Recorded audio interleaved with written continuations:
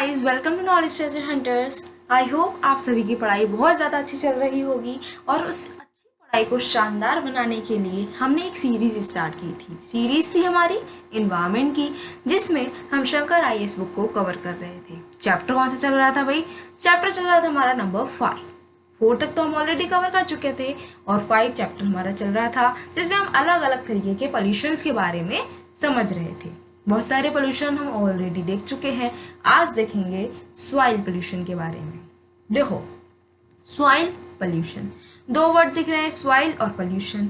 अलग अलग समझो तो देखो, मिट्टी क्या होता है भाई? हर इंडियन को, या फिर इंडियन क्या, हर ह्यूमन को पता होगा कि भाई मिट्टी क्या होता है। पोल्यूशन क्या हो गया? जब उस मिट्टी की क्वालिटी खराब होती जा रही है, वो हमें उतनी ज़्यादा ईल्ड नहीं दे रही है, ठीक है, मिट्टी की हेल्थ खराब हो रही है, तो हम बोल देते हैं क्या कि सॉइल पोल्यूशन हो गया। ये तो हमने कॉमन मैन की लैंग्वेज में समझ लिया, लेकिन एज एन एडमिनिस्ट्रेटर हमको काफ़ी ज़्यादा डिटेल में पढ़ना होता है। हमें उस चीज़ की बारीकियों को समझना होता है। काफ़ी डिटेल में समझने के लिए ही हम इस टॉपिक को लेकर बैठे हैं। तो चलो फिर इसकी डिटेल्स को समझते हैं कि आखिर इसकी टेक्निकलिटीज़ क्या क्या हैं। सॉइल पोल्यूशन को लेकर बहुत सारी डिटेल्स होंगी, उसको ही हम समझते हैं। क्या लिखा गया है? Soil is a thin layer of organic and inorganic materials that covers the earth's rocky surface. देखो, soil क्या है? थिन लेयर है, पतली सी एक लेयर है जिसमें ऑर्गेनिक मटेरियल्स भी मिलते हैं और इनऑर्गेनिक मटेरियल्स भी मिलते हैं। क्या करा है इस सॉइल ने? इसने जो अर्थ की रॉकी सरफेस थी, ठीक है, उसको कवर कर दिया है। अर्थ की क्रस्ट को कवर करा है सॉइल ने। सॉइल पोल्यूशन इज डिफाइंड, कैसे डिफाइन किया गया है सॉइल पोल्यूशन को? कि addition of substances to the soil. जो मिट्टी है आपकी, उसमें चीज़ें जो हैं, कोई भी सब्सटेंस है वो मिल जा रहा है, ऐड हो जा रहा है, और उसकी ऐड होने की वजह से क्या हो रहा है? जो मिट्टी की फिजिकल प्रॉपर्टीज़ हैं, केमिकल प्रॉपर्टीज़ हैं, या फिर बायोलॉजिकल प्रॉपर्टीज़ हैं, वो क्या हो रही हैं? उन पर उल्टा असर पड़ रहा है, जैसे कि हार्मफुल इफेक्ट्स पड़ रहे हैं। किस पर? जो आपकी सॉइल है उसकी फिजिकल, केमिकल और बायोलॉजिकल प्रॉपर्टीज पर। अब जब ऐसा हो रहा है तो क्या होता है कि जो मिट्टी है उसकी प्रोडक्टिविटी रिड्यूस हो जाती है, कम हो जाती है।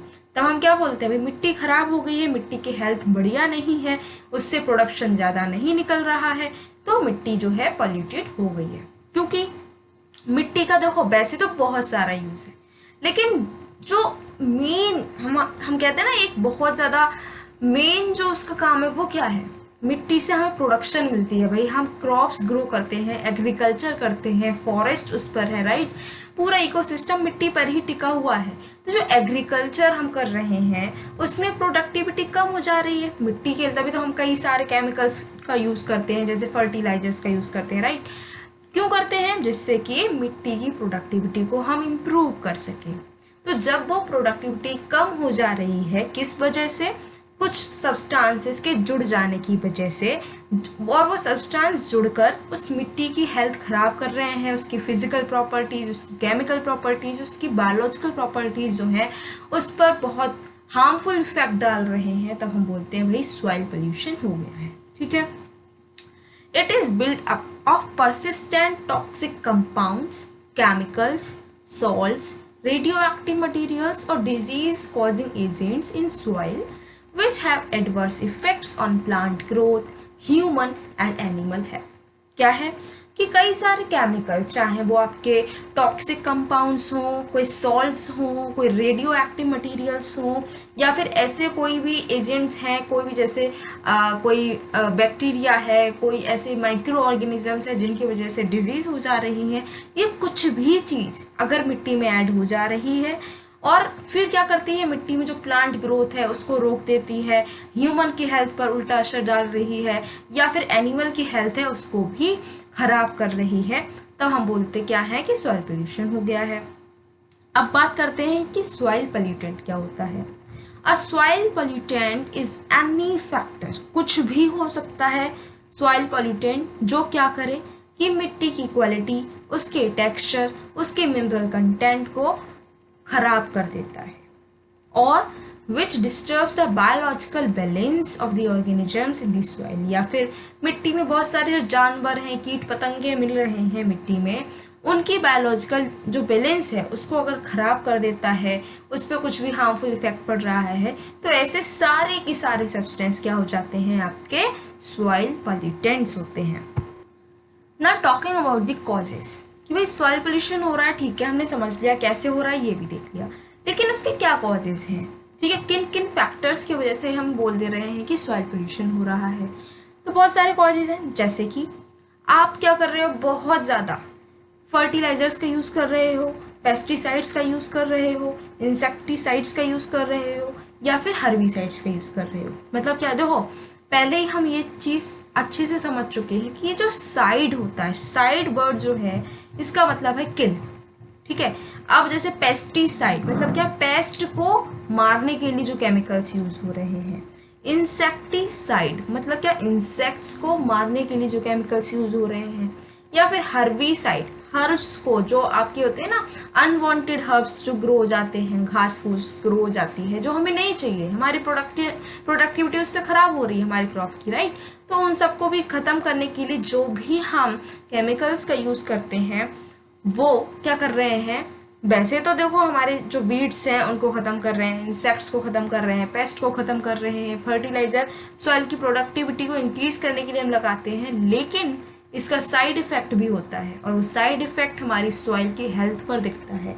हमारी जो सॉइल है उसकी फर्टिलिटी है, फर्टिलाइजर्स को लगाकर कुछ टाइम के लिए तो इम्प्रूव होती है, लेकिन लॉन्ग टर्म में क्या होता है, सॉइल जो है उसकी नेचुरल जो फर्टिलिटी थी वो ख़त्म होने लगती है।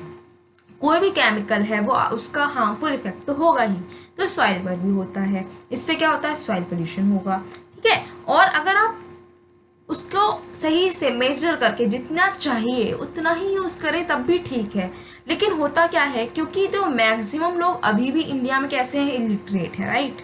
अभी भी काफ़ी ज़्यादा इलिटरेसी जो लेवल है वो अभी भी हाई है, इतना सब कुछ, इतना डेवलपमेंट होने के बावजूद।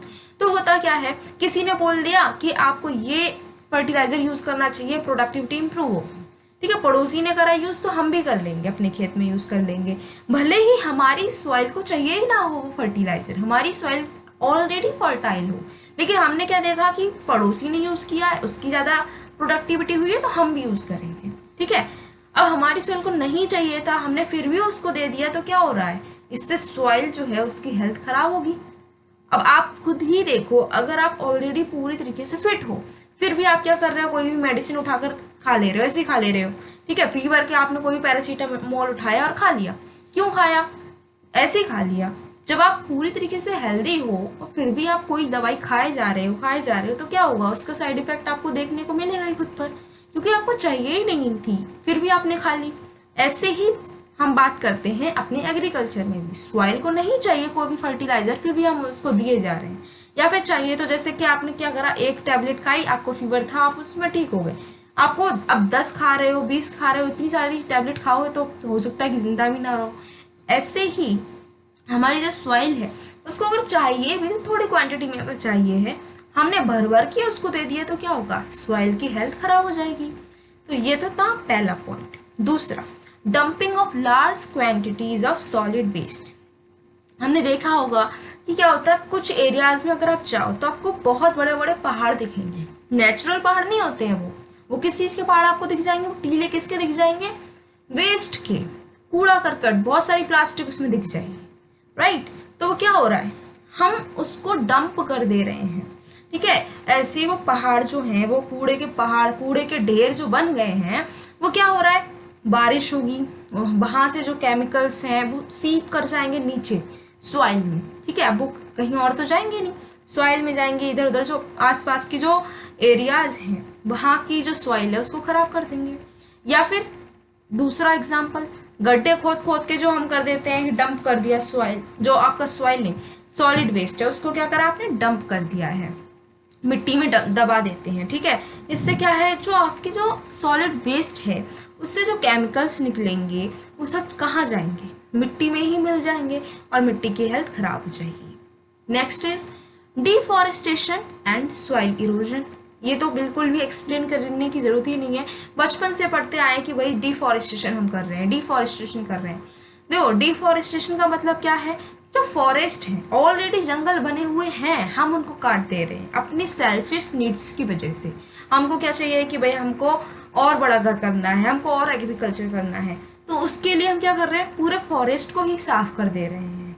इससे भी सॉइल की हेल्थ खराब हो रही है, सॉइल इरोजन भी हो जाता है, इसी वजह से सॉइल इरोजन हो रहा है। क्यों?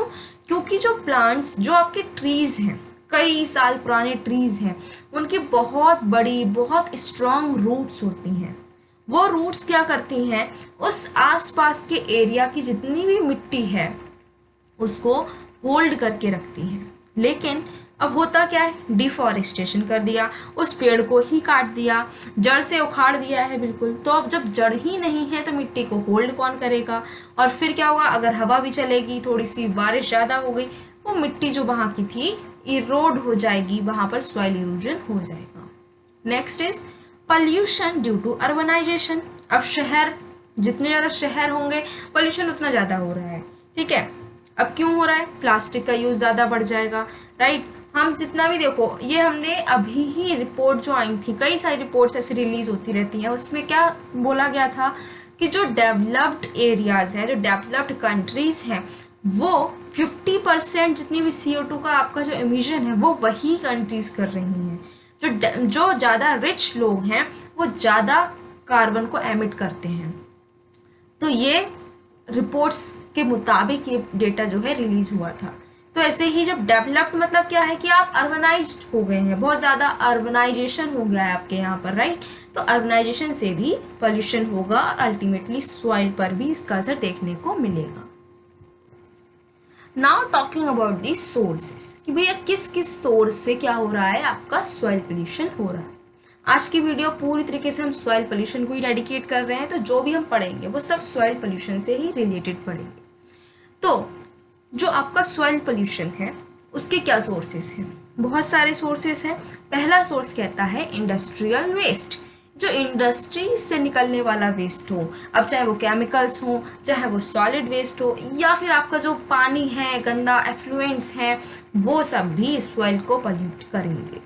जैसे कि इंडस्ट्रियल वेस्ट, क्या क्या होता है इसमें, केमिकल्स, कौन कौन से होते हैं, देखो बहुत सारे केमिकल्स होते हैं इंडस्ट्रीज में, बहुत सारे तरीके के केमिकल्स निकलते हैं।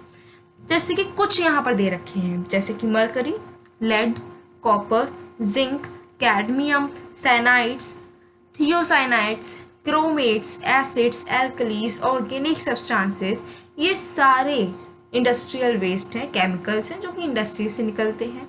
क्या इतने ही निकलते हैं? जी नहीं, बहुत सारे निकलते हैं, यहाँ तो कुछ एग्जाम्पल से रखे हैं, ठीक है। दूसरा सोर्स क्या है, पेस्टिसाइड।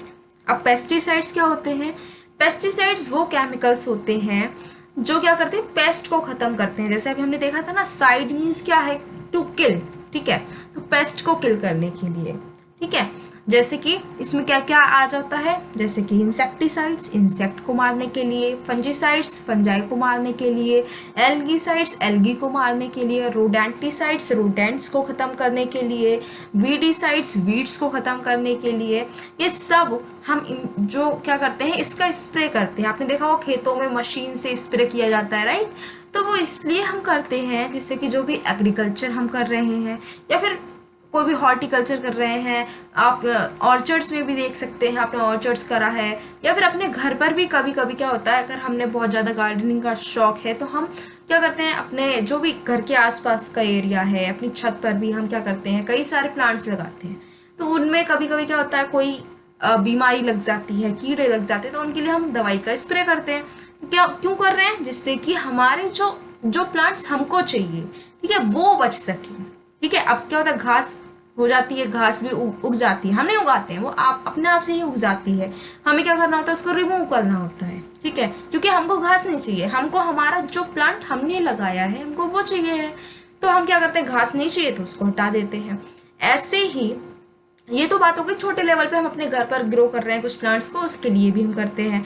लेकिन अगर हमें एग्रीकल्चर करना है, ठीक है, हमने बहुत बड़ा खेत है, वहां पर हमें कोई क्रॉप लगा रखी है, अब सोचो उस क्रॉप में बहुत सारी तो घास उग गई, तो दूसरा जो क्रॉप का प्लांट था जो वहां पर उग सकता था उसको स्पेस नहीं मिली, घास ने सारी जगह घेर ली, हमारी प्रोडक्टिविटी कम हो जाएगी। या फिर कोई कीड़ा लग गया, ठीक है, वहां पर समझ लो कोई सा, अभी जैसे लोकस्ट अटैक हुआ था, ठीक है, हमारे करंट अफेयर का, या अगर हम इस पर रिलेट करके पढ़ें तो क्या था, लोकस्ट अटैक था, का बहुत सारी टेक्निक्स लगाई गई थी उसको रोकने के लिए। क्यों? क्योंकि जो भी वो लोकस्ट थे, ठीक है, वो क्या कर रहे थे, वो जहां से भी गुजर रहे थे वहां की जितनी भी ग्रीनरी थी वो सब खा जा रहे थे, ठीक है, तो बहुत नुकसान उन्होंने कर दिया। तो ऐसे अटैक्स जो हैं, ऐसे जो आपके इंसेक्ट्स हैं, इन सबको रोकने के लिए हमें बहुत सारे केमिकल्स का यूज़ करना पड़ता है। तो यही पेस्टिसाइड्स में आती है, ये सब पेस्टिसाइड्स हैं, ठीक है। ये जो इंसेक्ट्स हैं, फंजाई ना लग जाए, एल्गी ना लग जाए, या फिर कोई भी आपके छोटे छोटे जानवर होते हैं जैसे रेट वगैरह हैं, ये ना हो जाए वहाँ पर, क्योंकि रेट तो सब कुतर देंगे, सब खत्म कर देंगे वहाँ पर।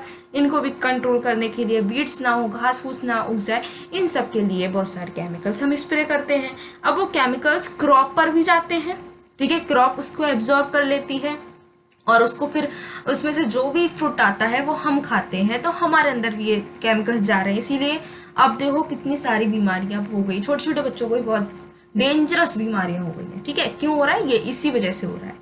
दूसरी चीज क्या है कि वो जो स्प्रे है वो हम ऐसा तो नहीं कर सकते ना कि सिर्फ प्लांट पे जाए, भाई सॉइल पे ना जाए, क्योंकि जब हम स्प्रे करेंगे तो वो तो नीचे भी जाएगा, सॉइल पर भी जाएगा, और सॉइल पर ये जो केमिकल्स जाएंगे तो सॉइल की जो हालत है भाई खराब कर देंगे, सॉइल की हेल्थ खराब, सॉइल पॉल्यूटेड। थर्ड सोर्स है हमारा फर्टिलाइजर्स एंड मैन्योर्स, जो हम फर्टिलाइजर्स यूज करते हैं मिट्टी में, ठीक है। Chemical fertilisers are added to the soil for increasing crop yield. बहुत सारे केमिकल के फर्टिलाइजर्स हैं जिनको हम यूज़ करते हैं जिससे कि क्रॉप जो हमने लगाई है उससे जो आने वाला हमारा प्रोडक्शन है वो ज़्यादा से ज़्यादा इम्प्रूव हो। Excessive use of chemical fertilisers reduces the population of soil borne organism and the crumb structure of the soil, productivity of the soil, increases salt content of soil. अब क्या होता है, अब कोई भी केमिकल आप यूज़ करोगे तो इससे क्या होगा कि जो सॉइल में रहने वाले जितने भी ऑर्गेनिज्म, जैसे अर्थवर्म होगी, अर्थवर्म आपकी अच्छी है सॉइल की हेल्थ के लिए, ठीक है, वो सॉइल को और फर्टिलाइज कर देती है। लेकिन अब क्या होगा, आपने फर्टिलाइजर्स का यूज किया है, केमिकल्स गए, वो अर्थवर्म उसको नहीं, उसको झेल पाई, क्या हुआ, वो सर्वाइव नहीं कर सकती थी उतने केमिकल में, मर गई। तो क्या हुआ, जो नेचुरली जो चीजें थी जो आपकी सॉइल को फर्टाइल कर रही थी वो सब खत्म हो जाएंगी, ठीक है। सॉइल, उस पर केमिकल्स लग रहे हैं तो सॉइल की हेल्थ खराब हो जाएगी, सॉइल पॉल्यूटेड हो जाएगी। शॉर्ट टर्म में तो आपको लगेगा कि भाई प्रोडक्शन बहुत बढ़ गया है, लेकिन लॉन्ग टर्म में आपकी सॉइल जो है धीरे धीरे धीरे धीरे बैरन होती चली जाएगी, ठीक है। नेक्स्ट इज डिस्कार्डेड मटेरियल्स, जो सामान हम यूज नहीं करते हैं, ठीक है, कबाड़, वो सारा क्या करता है, आपकी सॉइल को अल्टीमेटली पल्यूट करता है। कैसे? जैसे कि कंक्रीट हो गया, अब किसी का घर बनता है, ठीक है, तो अगर उसको कुछ उसने पहले से बना हुआ था उसको वो तोड़ फोड़ कर दी, ठीक है, बहुत सारा मलबा निकलता है, वो मलबा क्या करते हैं, जाकर डिस्पोज कर देते हैं। कहाँ पर? कोई खाली किसी का प्लॉट पड़ा है वहां पर डाला है, किसी कोई खाली आपका एग्रीकल्चरल लैंड होता है ना, उसके कोने पे भी डाल आते हैं जाकर, जो भी खाली जगह मिल गई वहां पर जाकर वो डाल आते हैं। अब उसमें क्या होता है, पत्थर भी होते हैं, ईंटें भी होती हैं, आपका थोड़ी बहुत सॉइल भी होती है, और आपका क्या होता है, कंक्रीट भी होता है। ये सब क्या करते हैं, सॉइल की फर्टिलिटी को खराब करते हैं। अब सीमेंट में थोड़ा ना आपके जो एग्रीकल्चर है वो हो सकता है, ठीक है, ऐसे तो घर पे भी हो जाए, ठीक है, आपकी जो फ्लोरिंग है उस पर भी आप उगा लो प्लांट, नहीं, उसको तो सॉइल चाहिए होती है, ठीक है। अब सॉइल में क्या करा आपने, आपने मिला दिए पत्थर, ईंटें मिला दी हैं, तो क्या होगा, वहां की जो सॉइल है उसकी हेल्थ खराब हो जाएगी। प्लास्टिक है, गिलास है, ये सारी चीजें, जो पेपर, फूड, ये सब कुछ मिला दिया जाता है, और लेदर वगैरह ये सब कुछ, तो क्या हो रहा है, सॉइल की हेल्थ इससे भी खराब हो जाती है। Next is radioactive waste. ऐसे वेस्ट जो कि क्या है, रेडियो एक्टिव हैं, ठीक है, उनमें से अभी भी कई सारी रेज निकल रही हैं, कई सारी आपकी क्या हो रहा है, बहुत सारी रेडियो एक्टिव हैं। तो मतलब क्या होता है, जो रेडियो वेव्स होती हैं वो निकलती रहती हैं जो हमारे लिए बहुत ज़्यादा हार्मफुल रहती हैं, जैसे कि थर्मल पावर प्लांट हो गया, न्यूक्लियर पावर प्लांट्स हो गया, इनसे जो आपका वेस्ट निकलता है वो क्या होता है, रेडियो एक्टिव होता है। इनमें से जो भी आपकी इमिशंस होते हैं वो हमारे लिए बहुत ज़्यादा हार्मफुल होते हैं, हमें हार्मफुल होते हैं, साथ ही साथ में सॉइल को भी, वाटर को भी, हर चीज़ को ये पॉल्यूट कर सकते हैं। ये तो कुछ मेजर हो गए, ठीक है, मेजर पॉल्यूटेंट्स अभी तक हमने देखे हैं। अब कुछ दूसरे पॉल्यूटेंट्स भी होते हैं, जैसे कि एसिड रेन हो गया, ठीक है, एसिड रेन हो गया तो वहाँ की जो मिट्टी है वो कैसे हो जाएगी, एसिडिक हो जाएगी। वाटर पॉल्यूटेंट्स हो गए, वो भी अल्टीमेटली सॉइल, कहीं ना कहीं तो सॉइल में मिलेंगे जाकर और सॉइल को खराब कर देंगे, टॉक्सिक कर देंगे। तो ये क्या थे, कुछ पॉल्यूटेंट्स थे जो कि सॉइल को हमारी पॉल्यूट करते हैं। अब देखते हैं कि कितने तरीके के सॉइल पोल्यूशन होते हैं। क्या इसके भी कई सारे टाइप्स हैं? तो हाँ, इसके 3 तरीके के टाइप्स हैं, 3 तरीके के सॉइल पोल्यूशन होते हैं जिनको हम 1 बाय 1 कवर करेंगे। अब होते कौन कौन से हैं? तो पहले होता है एग्रीकल्चरल सॉइल पोल्यूशन, ठीक है। दूसरा पोल्यूशन जो कि इंडस्ट्रियल वेस्ट की वजह से होता है, और तीसरा अर्बन एक्टिविटीज की वजह से जो सॉइल पोल्यूशन होता है वो। तो 3 तरीके के सॉइल पोल्यूशन है। अब ये जो सॉइल पोल्यूशन है इसके क्या क्या इफेक्ट होते हैं? तो एग्रीकल्चर पर क्या इफेक्ट है, सबसे पहले ये देख लेते हैं, क्योंकि दो सॉइल का मेजर पार्ट एग्रीकल्चर से घिरा हुआ है, ठीक है। हम एग्रीकल्चर कहीं और नहीं कर सकते भाई, हम अपने घर के फ्लोरिंग पर एग्रीकल्चर नहीं कर सकते, ठीक है। कोई भी जाकर किसी रोड पर एग्रीकल्चर नहीं कर सकते। हमें प्रॉपर मिट्टी चाहिए जिस पर हम एग्रीकल्चर कर सकते हैं। तो अगर वो मिट्टी ही पॉल्यूट हो जाएगी तो बहुत ज़्यादा ही आपकी एग्रीकल्चर पर इसका इफेक्ट पड़ेगा। एग्रीकल्चर जो है वो नेगेटिवली इफेक्टेड होगा इससे, जैसे कि सॉइल की फर्टिलिटी वो ख़त्म हो जाएगी, कम हो जाएगी, नाइट्रोजन को फिक्स नहीं कर सकती सॉइल, इरोजन ज़्यादा हो जाएगा, सॉइल के न्यूट्रिएंट्स जो है वो कम हो जाएंगे।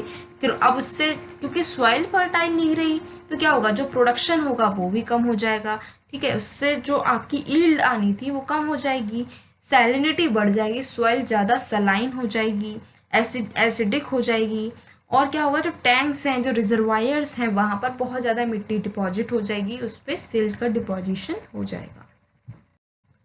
दूसरा देखते हैं कि अगर सॉइल पोल्यूशन होता है तो इसका हेल्थ पर क्या इफेक्ट पड़ेगा। डेंजरस केमिकल्स जो हैं, जो कि आपके अंडरग्राउंड वाटर में एंटर कर जाएंगे, क्योंकि जो आपका अंडरग्राउंड वाटर है वो सॉइल के नीचे मिलता है। अब सॉइल जो है उसमें केमिकल्स ऐड हो गए हैं, सॉइल पॉल्यूट हो गई है। अब जो भी पानी होगा जो सीप करेगा नीचे अंडरग्राउंड में जाने के लिए, वो सॉइल से ही गुजरते हुए जाएगा। तो सॉइल से जब वो कांटेक्ट में आएगा, वहाँ से सीप करेगा नीचे, तो सॉइल में जो भी केमिकल्स थे, जो भी टॉक्सिसिटी थी, वो सब उस पानी में मिल जाएगी, और जो नीचे जाएगा पानी अब वो टॉक्सिक होगा, पॉल्यूटेड होगा, ठीक है। अब उस पानी को अगर हम कंज्यूम करेंगे तो फिर हम क्या होगा, अगर टॉक्सिक चीज़ों को कंज्यूम करोगे तो कैसी रहेगी हेल्थ, हेल्दी तो नहीं रहोगे ना आप, फिर क्या होगा, कई सारी बीमारियां लग जाएंगी। दूसरी चीज बायो मैग्निफिकेशन होगा। अब बायो मैग्निफिकेशन क्या होता है, चैप्टर नंबर 1 में हमने बहुत ही डिटेल में पढ़ा था कि भाई बायो मैग्निफिकेशन क्या होता है, बायो एक्यूमुलेशन क्या होता है, इन दोनों में क्या सिमिलैरिटीज हैं, इन दोनों में क्या डिफरेंस है, सब कुछ हमने पढ़ा था। अगर आपने नहीं पढ़ा है उसको तो आपको करना क्या है, इसी चैनल पर आपको प्लेलिस्ट मिलेगी शंकर आईएएस बुक की, ठीक है, इन्वायरमेंट की, उसमें जाइए और उस चैप्टर को पढ़िए, ठीक है। वैसे यहाँ पर शॉर्ट में पढ़ लो कि बायोमैग्निफिकेशन क्या है, कि जो भी टॉक्सिक केमिकल्स हैं वो क्या होता है कि एक जो आपका ऑर्गेनिज्म है वो किसी ना किसी का तो फूड बनेगा, तो उस ऑर्गेनिज्म में कुछ आपके क्या थे, केमिकल्स ऐड हो गए, ठीक है। उसने क्या करा, कुछ कंज्यूम करा, कोई प्लांट, कोई भी आपका फ्रूट खाया जिसमें केमिकल्स थे, वो केमिकल चले गए उस ऑर्गेनिज्म में जिसने वो खाया था।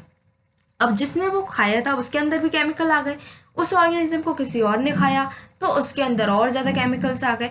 ऐसे केमिकल्स जो हैं वो आपके जो ट्रॉपिक लेवल्स हैं उसमें इंक्रीज होते जा रहे हैं, इसको हम बोलते हैं bio magnification.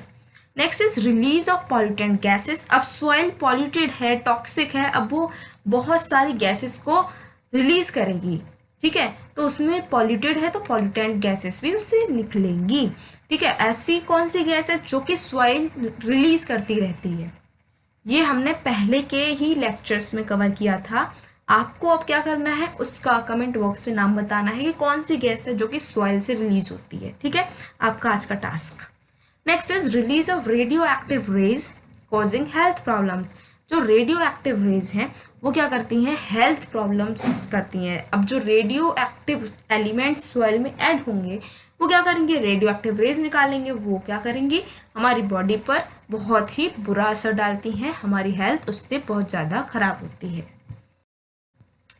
Now talking about the effect of the soil pollution on the environment, वही सॉइल पोल्यूशन हो रहा है तो इन्वायरमेंट पे क्या असर पड़ेगा इसका। तो सबसे पहली चीज़, वेजिटेशन जो है वो कम होती जाएगी, ना ही उस पर ट्रीज ग्रो हो सकते हैं, ना ही कोई एग्रीकल्चर उस पर हो सकता है। तो क्या होगा कि वेजिटेशन कम होता जाएगा, इकोलॉजिकल जो बैलेंस बना हुआ था वो डगमगा जाएगा, वो जो है इकोलॉजिकल बैलेंस इकोलॉजिकल इम्बैलेंस में बदल जाएगा। ठीक है, सॉइल में जो भी आपके एनिमल्स मिलते थे, जो भी फ्लोरा मिलता था, वो सब उन सब में इनबैलेंस हो जाएगा। क्यों? क्योंकि ये सारी चीज़ें जो मिलती थी, एनिमल्स मिलते थे, जो भी इंसेक्ट्स मिलते थे, जो भी आपके क्रॉप्स मिलती थी, वो सब ऐसे पॉल्यूटेंट्स को झेल नहीं पाएंगी, सर्वाइव नहीं कर सकती उसमें, अल्टीमेटली मर जाएंगी और क्या होगा, इम्बैलेंस क्रिएट हो जाएगा। अर्बन एरियाज, वे शहर जो हैं उस पर क्या असर पड़ेगा। सबसे पहली चीज़ क्या होता है, देखो अगर आप शहर में रहते हो, ठीक है, लेकिन ऐसे शहर में जो प्रॉपरली प्लान्ड नहीं था, भाई ऐसे ही बन गया है, ठीक है, उनमें सबसे ज़्यादा दिक्कत क्या होती है, बारिश होती है तो भाई सड़कों पर पानी आ जाता है, सड़कों पर पानी बह रहा है, गंदा पानी सड़कों पर बह रहा है। क्यों? जो ड्रेन्स थी वो कैसी हो गई हैं, बंद हो गई हैं, क्लॉग्ड हो गई हैं। तो जब सॉइल पोल्यूशन होगा तो अर्बन एरियाज में भी क्या होगा, जो ड्रेन्स है वो क्लॉग्ड हो जाएंगी। ठीक है, तो ये बहुत बड़ी दिक्कत है जो देखने को मिलती है। एरिया जो है इनअंडेशन हो जाएगा, उनमें जो है सॉइल इरोजन हो जाएगा, कटाव हो जाएगा। ठीक है, अब जो मिट्टी है वो वहाँ पर पॉल्यूटेड है तो गंदी सी स्मेल आएगी, फाउल स्मेल आएगी, बहुत डेंजरस टॉक्सिक गैसेस वहाँ से रिलीज होती रहेंगी। वेस्ट है उसको मैनेज करने में बहुत सारी प्रॉब्लम्स आएंगी। ये सब अर्बन एरियाज में होने वाली दिक्कतें हैं जो कि सॉइल पोल्यूशन की वजह से होंगी। ठीक है, इतनी सारी दिक्कतें देख ली, सोर्स देख लिया, कॉजेज देख ली, मीनिंग देख लिया, डेफिनेशन देख ली, सब कुछ देख लिया। ठीक है, पूरी डिटेल हमें पता है, बहुत अच्छे से सब कुछ समझ में आ गया। लेकिन अब बात ये आती है, क्यों पढ़ा हमने ये, हम क्या करने जा रहे हैं, हम एक एडमिनिस्ट्रेटर बनने जा रहे हैं। तो प्रॉब्लम्स समझ ली, प्रॉब्लम्स को पहले जाना, उनको समझा, लेकिन अब हमें करना क्या है भाई, हमारा काम क्या है, हमारा काम है उन प्रॉब्लम्स को सुलझाना, उन प्रॉब्लम्स के लिए कोई ना कोई एक स्टेप उठाना जो कि क्या कर सके, उसको कंट्रोल कर सके, उसको खत्म कर सके। हम इसलिए ही तो एडमिनिस्ट्रेटर बन रहे हैं। तो अब ये सारी प्रॉब्लम्स हमें पता है, सबको जान चुके हैं। अब बात करते हैं कि ये इतनी ज़्यादा ये जो प्रॉब्लम हो रही है, इतनी सारी प्रॉब्लम्स हैं, इनको कैसे कंट्रोल करें भाई। ठीक, तो कंट्रोल मेजर्स हमारे लिए सबसे मेजर चीज़ है जो हमें पढ़नी चाहिए। ठीक है, एज एन एडमिनिस्ट्रेटर।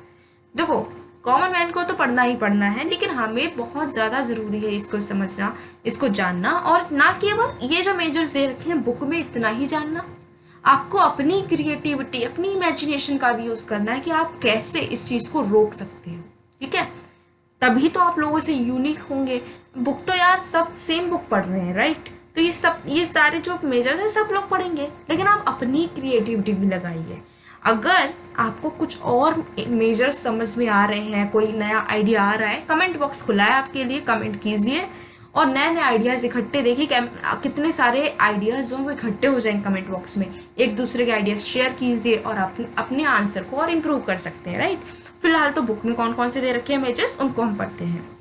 देखो पहली चीज़ क्या थी, सोर्स क्या था हमारा, फर्टिलाइजर्स का हम यूज़ कर रहे थे, बहुत सारे पेस्टिसाइड्स का यूज़ कर रहे थे, उसका यूज़ कम कर दो। ठीक है, दूसरी चीज़, अब ऐसा तो नहीं है ना कि हम ये यूज़ ही नहीं करेंगे, यूज़ करेंगे, फर्टिलाइजर्स का भी यूज़ है और पेस्टिसाइड्स का भी यूज़ है, इनको यूज़ करेंगे, लेकिन केमिकल्स वाले यूज़ नहीं करेंगे। ऐसे पेस्टिसाइड यूज़ करो जो कि बायोलॉजिकली बने हैं। ठीक है, ऐसे फर्टिलाइजर्स यूज़ करो जो कि बायोलॉजिकली बने हैं, जो कि कैसे हैं, ऑर्गेनिक है, वो आपकी जो सॉइल है उसकी हेल्थ पर बुरा असर नहीं डालेंगे। ऑर्गेनिक फार्मिंग करो, बहुत ज़्यादा न्यूज़ में है ऑर्गेनिक फार्मिंग। ठीक है, zero budget farming, organic farming, तो इनके बारे में कंप्लीट डिटेल आपको रखनी चाहिए अपने पास, पता होना चाहिए चीज़ क्या है। ऑर्गेनिक फार्मिंग क्या होती है, ऐसी फार्मिंग जिसमें आप क्या कर रहे हो, कोई केमिकल का यूज़ नहीं कर रहे हो, नेचुरल तरीके से जो है फार्मिंग कर रहे हो, वो करनी चाहिए। आप केमिकल्स का जब यूज़ नहीं करोगे तो सॉइल पर बुरा असर पड़ने का कोई सवाल ही नहीं है। फिर अब 4 Rs, इसको आप यूज़ कर सकते हो अपने आंसर राइटिंग में। कैसे, एक बड़ा सा R बनाओ, उसमें लिख दो, एक में लिखो रिफ्यूज, रिड्यूस, रीयूज और रिसाइकल हो गया आपका, ठीक है। फिर एफॉरेस्टेशन, डिफॉरेस्टेशन हो रहा था, अब आपको क्या करना है, एफॉरेस्टेशन करना है, ठीक है। जो सॉलिड वेस्ट जो है निकल कर आ रहे हैं उनको डंप करने से पहले भाई ट्रीट कर लो, जिससे कि उसमें जो भी केमिकल जो है, जो टॉक्सिक केमिकल्स है वो खत्म हो जाए, ठीक है, जिससे कि सॉइल पर बुरा असर ना पड़े। Next is reduction of waste from construction area, जो कंस्ट्रक्शन एरियाज है वहां से वेस्ट कम से कम यूज हो, निकले, कम से कम निकले, ठीक है, ज़्यादा से ज़्यादा उसको हम रीयूज करें, ठीक। ये कुछ सजेशंस है, बाकी क्रिएटिविटी अपनी लगाओ, इमेजिनेशन करो और आइडियाज़ को आपको क्या करना है, कमेंट बॉक्स में दो, ठीक है। अपने आइडियाज़ का यूज़ करो, दूसरों के आइडियाज़ आपके पास आएंगे, आपके आइडियाज़ उनके पास जाएंगे और आप सबके मिलकर आइडियाज़ जो बहुत सारे आइडियाज़ हो जाएंगे, उनमें से आप अच्छे अच्छे आइडियाज़ को अपने आंसर में लिख कर आओ, राइट। फिलहाल ये जो सॉइल पोल्यूशन का पूरा टॉपिक था हमने अच्छे से कवर किया, कुछ भी ऐसा नहीं था जो याद करने वाला हो, समझने वाला, सब कुछ समझ लिया, समझने वाला कुछ नहीं था, हमें पहले से इतना तो पता ही है अब तक का, राइट। लेकिन अगर आपको समझ में आया, अगर आपको लगा कि हाँ कुछ भी यूजफुल हमने आज गेन किया है, देन आपको क्या करना है, वीडियो को शेयर करना है, ठीक है, चैनल को लाइक करना है, आपके जो भी विचार हैं उनको भैया कमेंट बॉक्स में बताओ, राइट। और क्या करना है, और कुछ बचाओ तो वो भी कर देना, लाइक करो, शेयर करो, सब्सक्राइब करो, ओके। और हाँ, keep your knowledge treasure hunting on. मिलते हैं हम नेक्स्ट वीडियो के साथ में, नेक्स्ट टॉपिक में।